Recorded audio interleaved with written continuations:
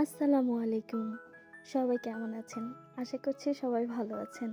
আলহামদুলিল্লাহ, আমিও ভালো আছি।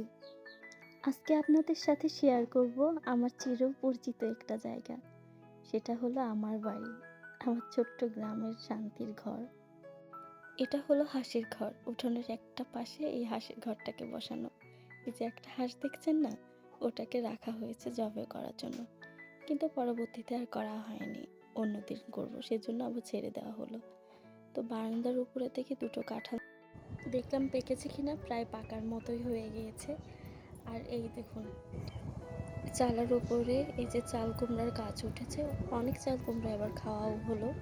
এগুলো রেখে দিয়েছে সামনে বড়ি দেওয়ার জন্য শীতের সময়।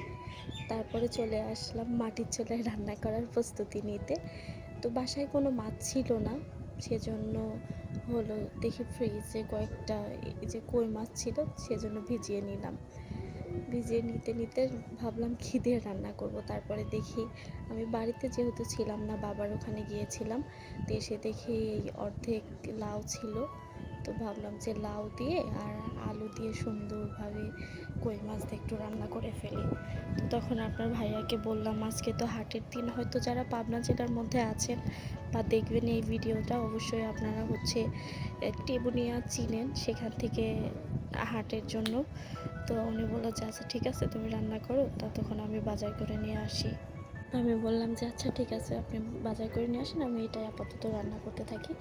তো এই তো রান্নার প্রস্তুতি শুরু হয়ে গিয়েছে। তারপরেই দেখি দেখুন আমার এইগুলো বাড়ির হাঁস, মোট হচ্ছে 18টা হয়তো আছে।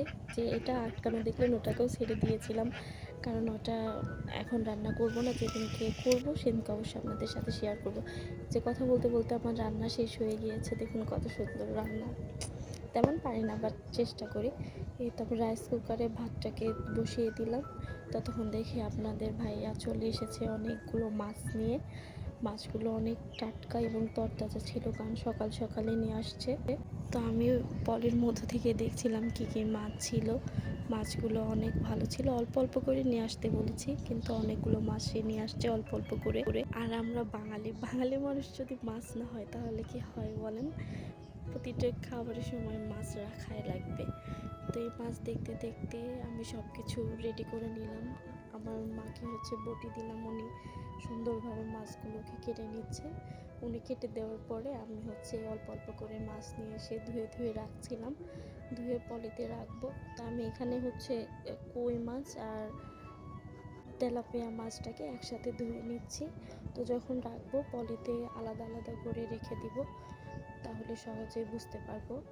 এই যে এদিকে রুই মাছটাকে ধুয়ে নিলাম, সাথে টাকি মাছ আর ট্যাংরা মাছটাকেও ধুয়ে পরিষ্কার করে আলাদা আলাদা পলিতে রেখে দিব ফ্রিজে। এদিকে দেখুন মা শিং মাছ পরিষ্কার করছে শিঙামার পাতা দিয়ে, তাহলে মাছটা অনেক সুন্দর পরিষ্কার হয়। এইভাবে চলতে চলতে দেখি অনেক মেঘে বৃষ্টির মধ্যে মাছ টাছ পরিষ্কার করতে করতে এক বৃষ্টি হয়ে গিয়েছে। আমি কাপড় ধুয়ে দিয়েছিলাম, সেগুলো একবার ভিজে গিয়েছে।